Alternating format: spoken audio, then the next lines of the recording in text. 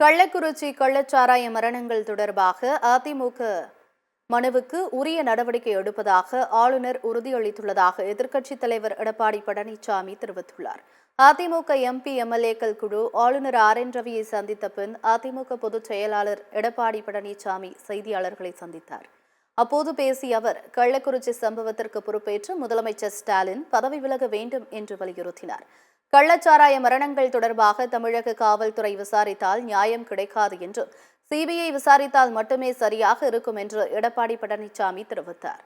கள்ளச்சாராய விற்பனையில் ஆளுங்கட்சிக்கு தொடர்பு உள்ளது என்று குற்றம் சாட்டிய அவர், கள்ளச்சாராய விற்பனை குறித்து உளவுத்துறை தகவல் தராதது ஏன் என்று கேள்வி எழுப்பினார்.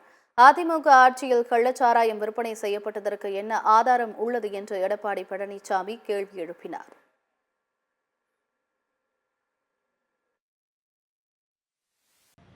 நூற்றி 157 பேர் சிகிச்சை பெற்றவர்கள், இன்னும் பல பேர் அபாய கட்டத்தை தாண்டவில்லை.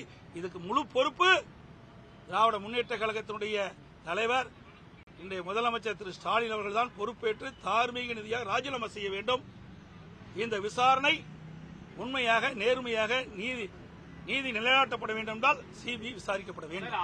அதைத்தான் ஆளுநரை சந்தித்து முழுமையாக என்னென்ன தமிழகத்தில் நடந்தது என்ற விவரத்தை எல்லாம் சுட்டிக்காட்டி நாங்கள் மனுவாக அளித்திருக்கிறோம். இந்த கள்ளச்சாராயத்தால் ஏற்பட்ட மரணம், இந்த கள்ளச்சாராயம் எப்படியெல்லாம் விற்கப்படுகிறது, எங்கெங்கிறதெல்லாம் வருது, இதுக்கு யாரெல்லாம் மூல காரணம், இதையெல்லாம் முழுமையாக விசாரிக்க வேண்டும்.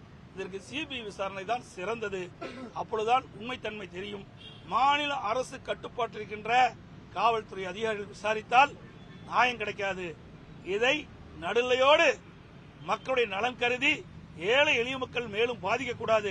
அந்த அடிப்படையிலே நாங்கள் மேதக ஆளுநரை சந்தித்து இந்த நியாயமான விசாரணை நடப்பதற்கு சிபிஐக்கு பரிந்துரை செய்ய வேண்டும் என்று நாங்கள் ஆளுநர் நீங்க கொடுக்கிற மனுவை படிச்சு பார்த்து இதில் என்னென்ன இருக்கின்றது என்பதை எல்லாம் ஆய்வு செய்து உரிய நடவடிக்கை எடுப்பதாக தெரிவித்திருக்கிறார்.